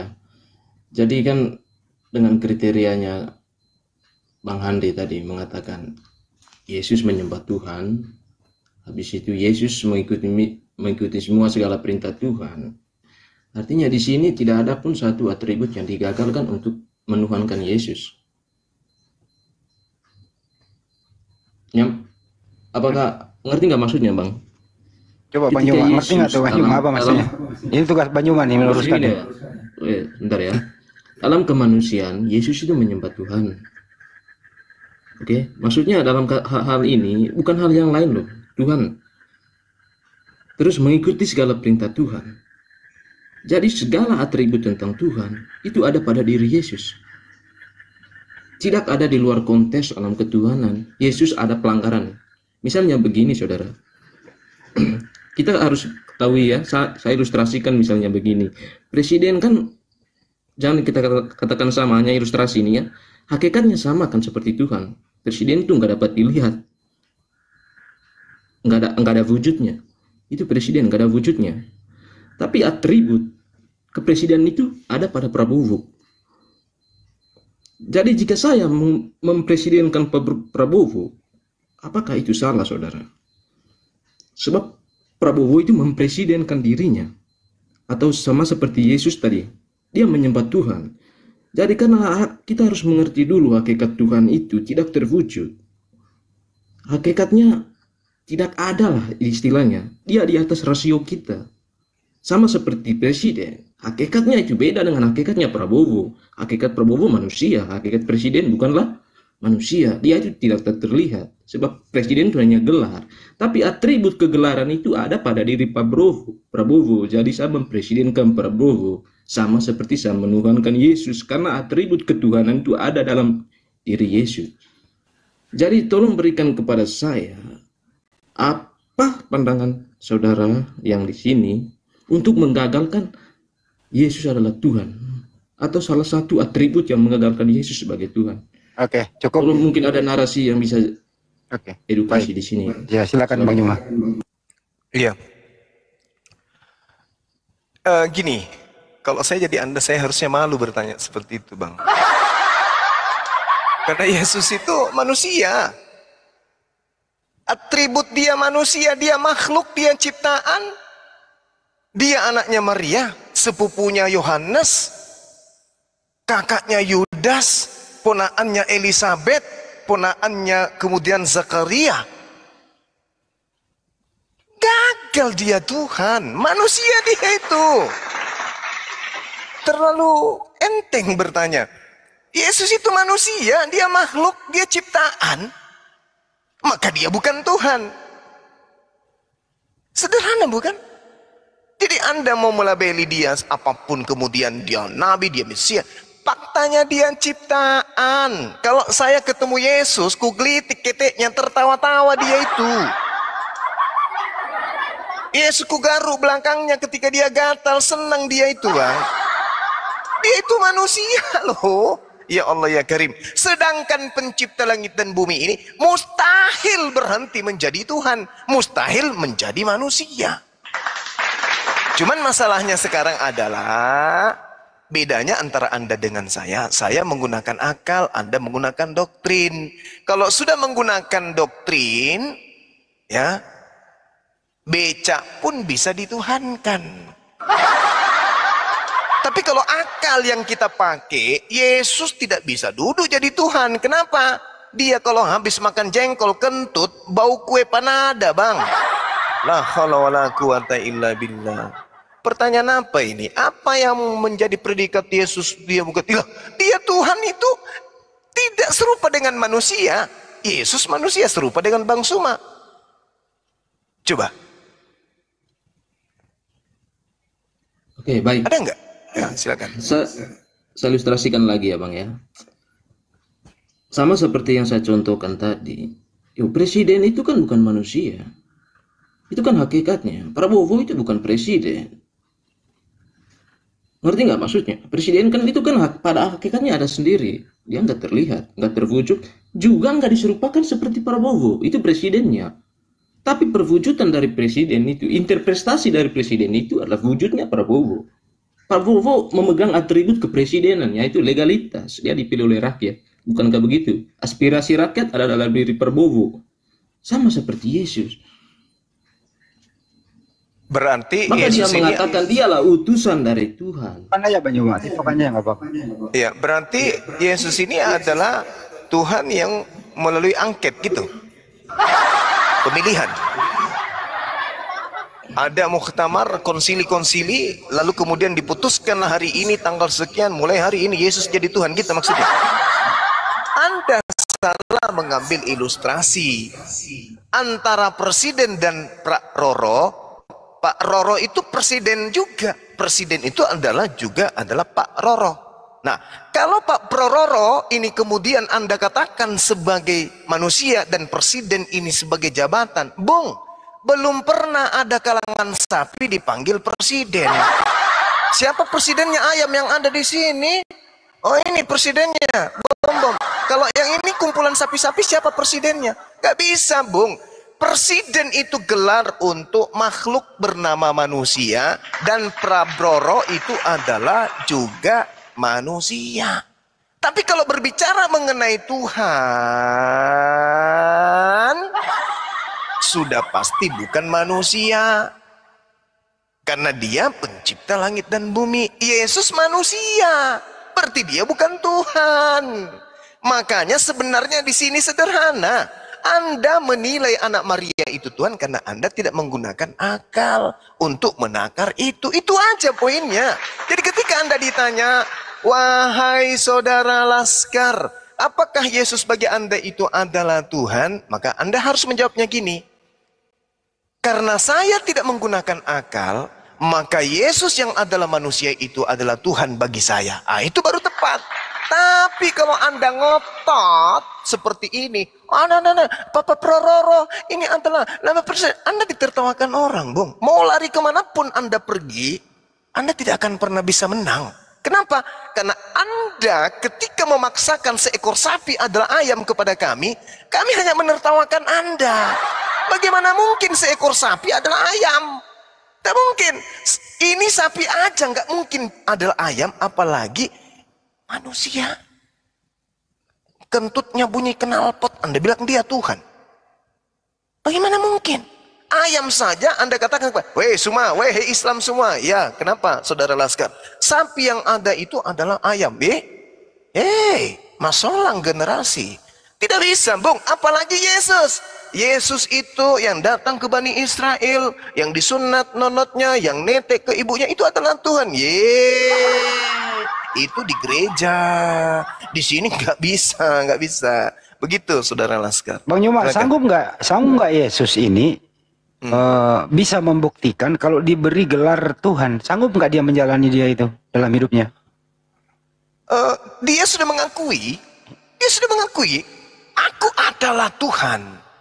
Nabi Musa juga mengakui, innani anallah, ezer. Dia sudah mengakui, tapi hal itu kemudian bagi orang berakal dibantah oleh Yohanes 3 nomor 34, Bang Hadi.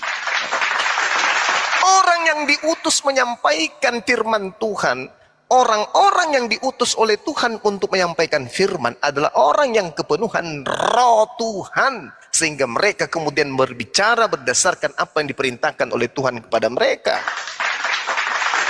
Sekiranya Yesus ya, naik motor, naik ke Gunung Bromo, kemudian naik paling tertinggi, lalu menggunakan toa yang paling besar. Wahai seluruh umat manusia, ada apa? Akulah Tuhan, tidak ada Tuhan selain aku. Nah, ini Yesus yang mengatakan. Orang berakal akan mengatakan, oh dia ini sedang menyampaikan firman majikannya. Karena dia adalah nabi, dia adalah utusan, dia adalah Mesias. Apa yang keluar dari mulutnya kita harus percayai. Kenapa dia mengatakan begitu? Karena dia sedang menyampaikan firman Tuhan. Yang dia maksud adalah Tuhan yang mengutusnya itu tiada Tuhan selain dia. Apa buktinya? Aku tidak berkata-kata dari diriku sendiri. Apa yang aku katakan adalah apa yang diperintahkan untuk aku katakan. Jadi yang keluar dari mulutku adalah firman Tuhan. Yohanes 14:24. Firman yang kau dengarkan dari diriku itu bukan dari aku, tapi dari Dia yang telah mengutus aku. Jadi ketika Yesus kemudian menyatakan, akulah Tuhan, akulah pencipta langit dan bumi. Bukan Yesusnya, tapi yang ada di belakang dia. Yesus hanya duta, dia hanya utusan, penyampai firman saja. Tapi orang yang tidak menggunakan akal, wah, Yesus Tuhan ini. Ya, sama ketika Anda orang melihat HP. Dia lihat HP jatuh di jalanan kan? Di situ ada suara dari HP. Halo, ada yang dengar saya enggak? Ini saya Bang Suma, ada yang dengar saya enggak? Orang yang datang melihat itu HP, HP ini Bang Suma. Oh ini yang orang cerita-cerita ya. Ini yang namanya Bang Suma ternyata. Akhirnya diambil HP itu.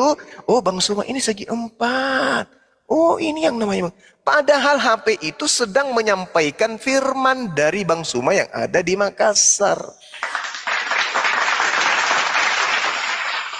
Gitu Bang Handi. Ya.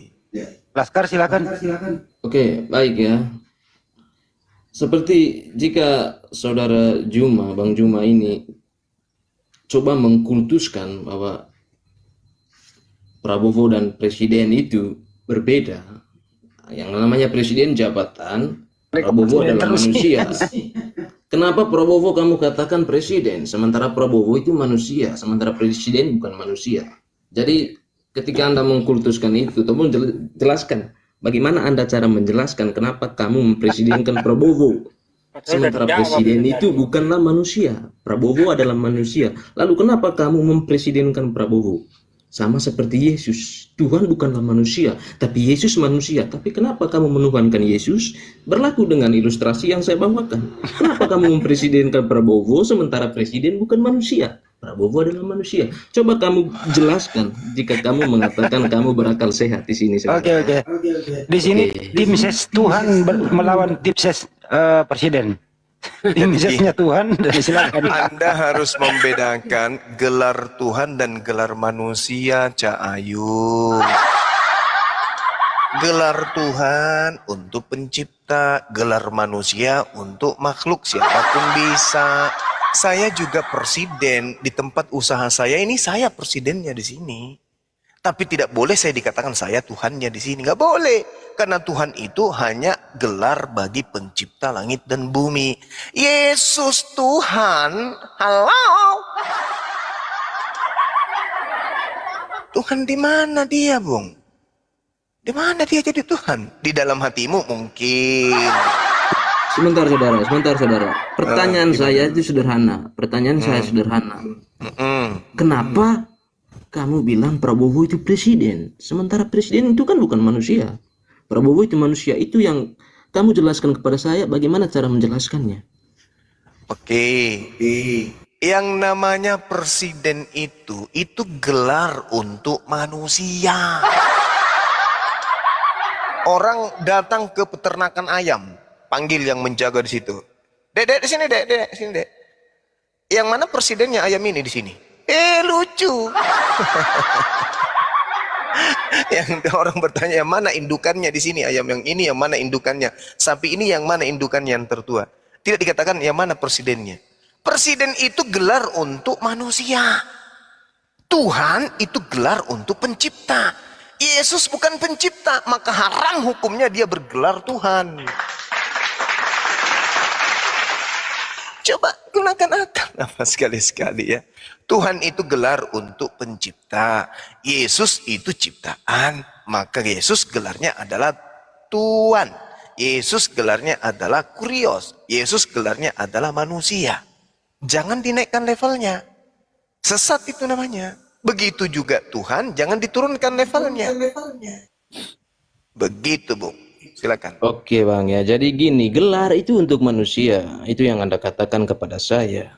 Yes. Lalu Prabowo gelar untuk pribadinya. Yes. Begitu.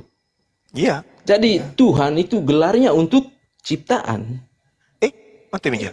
Balas ya anak. Gelar. Ciptaan tidak boleh dipanggil Tuhan, Bro. Konsekuensi logikamu saudara kan begitu. Jika kita sambungkan. Makanya saya tanya, coba kamu yang jelaskan deh, kenapa kamu mempresidenkan Prabowo sementara nyata di depan mata kamu presiden itu bukanlah manusia. Hakikatnya beda, saudara. Jangan kau samakan presiden dan manusia adalah satu oknum yang sama. Ini yang Anda tagihkan dari dulu. Kenapa Yesus itu dituhankan, padahal Tuhan itu bukan manusia. Baik. Coba Anda jelaskan kenapa sampai sekarang Anda memanggil Prabowo itu presiden, sementara presiden itu bukan manusia. Baik. Apa dasarnya? Oke. Kalau Prabowo bisa nggak dipanggil Tuhan?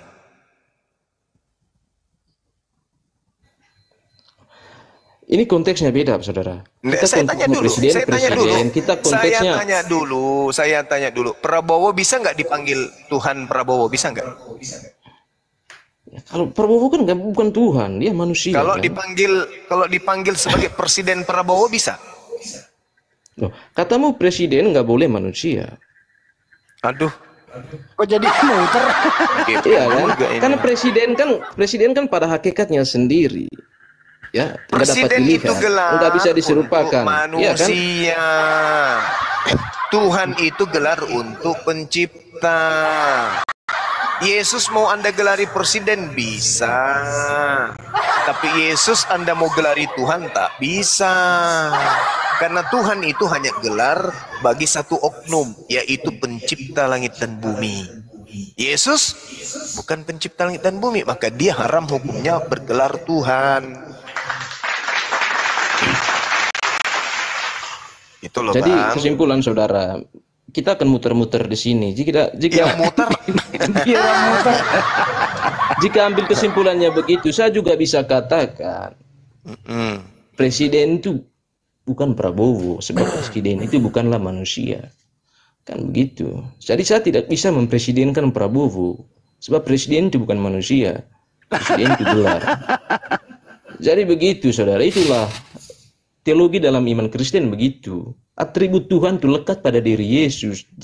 Jika Anda mau membuktikan untuk menggagalkan ketuhanan Yesus, narasikan kepada saya. Apa sih yang menggagalkan Yesus itu Tuhan? Mempresidenkan Prabowo. Faktanya Prabowo bisa jadi presiden. Oh, itu jawaban klasik. Saya juga bisa menjawab demikian. Yesus adalah Tuhan. Padahal Yesus mau sampai kapanpun tidak akan pernah menjadi Tuhan karena dia manusia. Gimana ceritanya? Itu tendensi imanmu yang kau bangun di sini, saudara. Ya, bukan pada akal sehat yang kita bicara. Hanya Anda terlalu bertendensi dalam iman Anda. Anda harus mengatakan, masa akal sehat Anda mengatakan bahwa Prabowo bukan presiden? Mati meja. Saya katakan siapapun mungkin akal bisa sehat Anda berpikir presiden. Begitu, saudara. Enggak mungkin Karena akal presiden sehat itu Anda. adalah gelar atau jabatan untuk manusia. Siapapun bisa jadi presiden. Sama, saya jadi presiden di tempat usaha saya. Bisa. Karena presiden itu identik dengan manusia. Tidak identik dengan Tuhan dan tidak identik dengan hewan. Begitu juga Tuhan tidak identik dengan manusia, tidak identik dengan makhluk, tapi identik dengan pencipta. Makanya Anda sekarang demikian ini juga. apa? Anda ini mau bahas apa sebenarnya? Makanya jika ngomongnya seperti itu, Tuhan juga nggak identik, harus identik dengan Yesus. Nggak boleh Yesus identik itu sama iblis. manusia, Cahayu. Ini hanya konsekuensi logika saja, saudara. Jangan bawa iman dulu. Hanya akal sehat saja yang butuhkan. Jangan bedakan dulu dong. Simpan dulu imanmu, keyakinanmu, simpan dulu. Akal sehat saja yang saya butuhkan. Masa kamu bilang Prabowo itu bukan presiden lantaran karena Pak Bom itu gelar dan manusia itu beda. Anda Tuhankan. Boleh nggak Pak Bom itu Anda Tuhankan?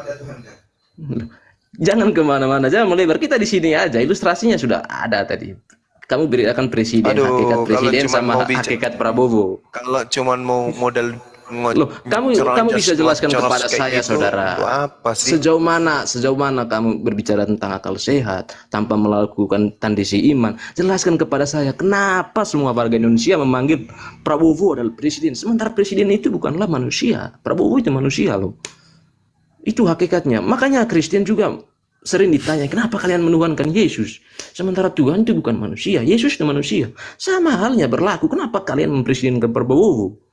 Sementara presiden itu bukanlah manusia, Prabowo manusia. Tolong jelaskan kepada saudara. Jelaskan kepada saya, saudara. Bagaimana cara menjelaskan itu? Anggap saja saya anak sekolah minggu di sini, oke? Silakan. Sekolah minggu pun malu disamakan sama orang tak berilmu kayak gini, cuman modal air liur aja pun. Tuhan, presiden, dua-duanya adalah gelar. Presiden gelar untuk manusia. Tuhan gelar untuk pencipta. Yesus manusia. Oke? Jadi dia bisa mendapatkan gelar presiden, tapi Yesus tidak boleh mendapatkan gelar Tuhan. Prabowo bisa mendapat gelar presiden, tapi Prabowo tidak bisa mendapat gelar Tuhan. Kenapa? Karena gelar Tuhan hanya milik Tuhan pencipta. Sampai sini enggak paham juga atau pura-pura Anda pikun gitu loh.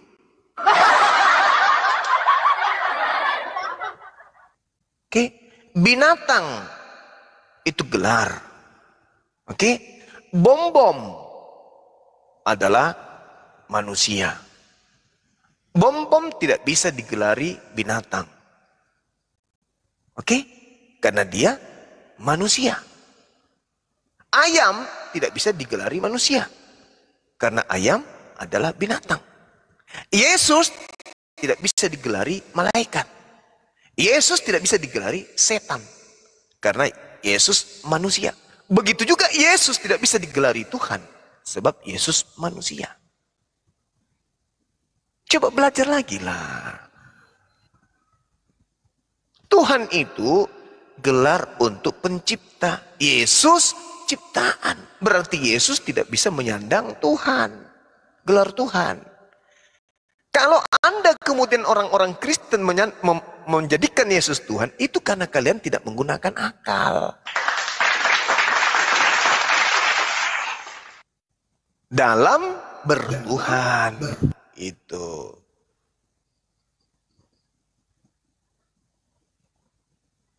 Masih bahas sebelum terlalu jauh, tidak akan pernah jauh karena kamu presiden aja itu digelar sebagai manusia itu, sampean tuh belajar definisi dari mana? Saya kira udah Jadi presiden ini gelar untuk siapa? Presiden ini gelar untuk siapa? Gelar untuk kepala negara, itu presiden, bukan kepala negara itu apa? Kalau jangan melakukan pertanyaan runtutan, nanti saya berlaku demikian kepada Yesus gimana? Ada sok tahu. Itu pertanyaan lanjutan ya. Jadi kamu bicara membangun sebuah konsep itu saudara, jangan sampai sesat lah saudara. Saudara, Anda masuk toilet aja, kunci dari dalam, coli sampai puas. aja enggak jelas.